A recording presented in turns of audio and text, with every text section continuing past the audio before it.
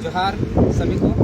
जैसा कि हम बोले थे कि जो डुमरी में फर्जी केस हुआ है, सबसे पहले तो ये वीडियो हर वो व्यक्ति तक पहुंचा दीजिए झारखंड के जितने भी लोग हैं, ताकि जान सके कि यहाँ झारखंड में किस तरह का तानाशाही शासन चल रहा है, किस तरह का पुलिस प्रशासन का जो रवैया है आम लोगों के प्रति, आम नागरिकों के प्रति किस तरह का रवैया समझ सके। जैसे कि हम बोले थे कि हम बहुत जल्द वेट एंड वॉच कीजिए कि हम बहुत जल्दी फर्जी केस का पर्दाफाश करेंगे। डुमरी में जो फर्जी केस हुआ है, ये चारों व्यक्ति 5 लड़के गए थे, 5 लड़के गए थे, उनमें से एक अभी नहीं है मौजूद, ये जेल बेल लेके अभी वापस आए।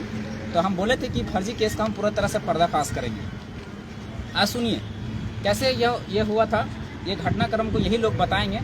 पहले बाबू तुम लोग बता कि तुम लोग को कैसे उठाया था, तुम लोग पोस्टर फाड़ा था क्या? नहीं, हम लोगों तो पोस्टर कोई जोर से हम लोग कोई पोस्टर नहीं फाड़े थे। जैसे हम लोग खाना खाने के लिए घर से निकले हुए थे, हम तीनों मतलब करियारी के ही रहने वाले हैं।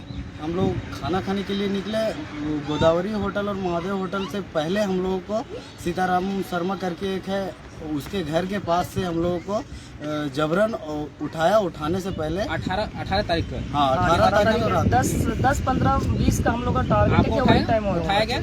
और यहाँ जो FIR कॉपी उसमें लिखा गया कि 3:45 में उठाया गया है। यहाँ देखिए लिखा हुआ है 3:45 में हम लोग को 3:45 में उठाया गया। 3:45 पहले तो पुलिस यही फर्जी हो जाती है कि यहाँ लिखा हुआ है, इसका FIR कॉपी है, उस FIR कॉपी में लिखा हुआ है कि 3:45 में उठाया, और जबकि इसको 19 तारीख को लिख रहा है कि 3:45 सुबह उठाया, और यहाँ इन लोग को 18 तारीख को 10:30 बजे ही उठा लिया गया।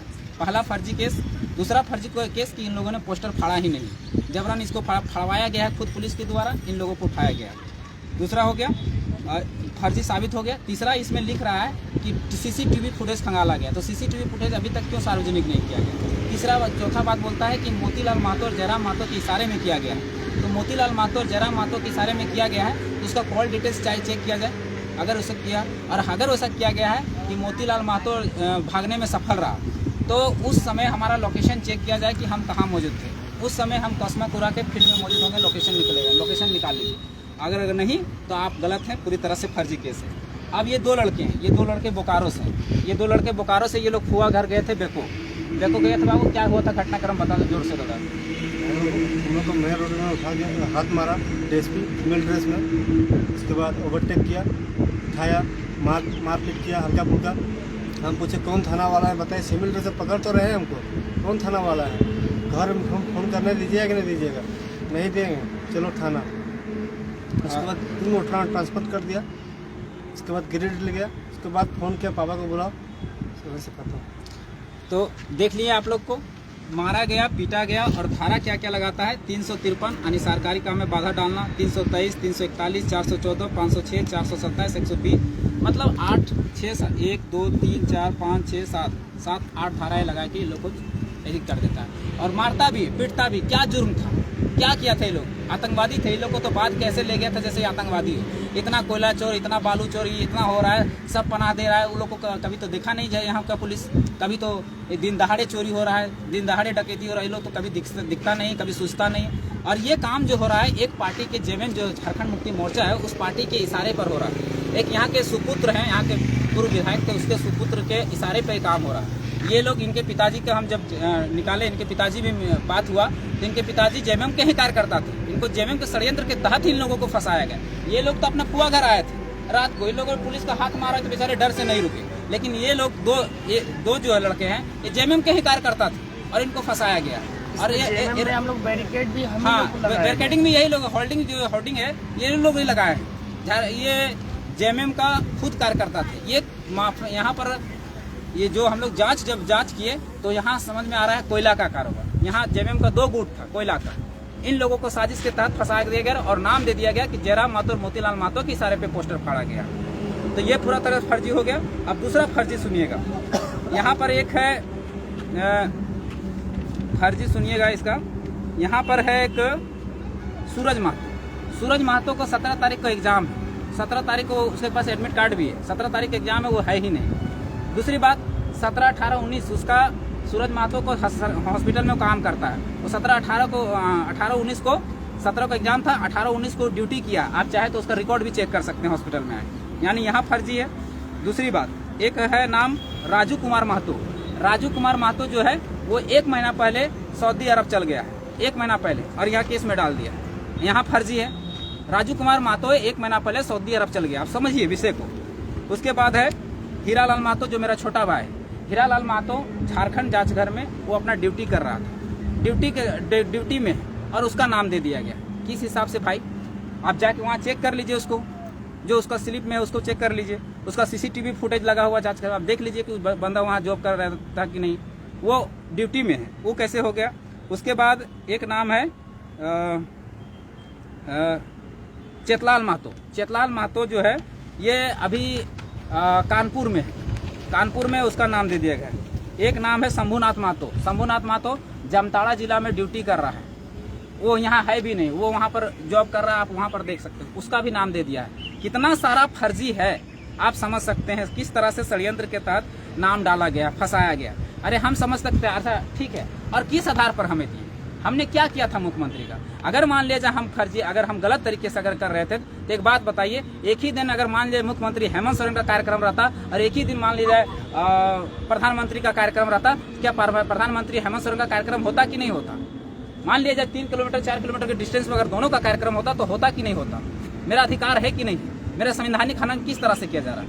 ये संवैधानिक अतिक्रमण है कि नहीं? कानून का अतिक्रमण है कि नहीं? मतलब आपके पास सत्ता है तो कुछ भी कर जाए। अब खेल यहाँ खेला गया, अब खेल हम लोग खेलेंगे। और जो वर्दी बचाने का जो खेल खेला गया है, अब हम लोग वर्दी उतरवा के रहेंगे।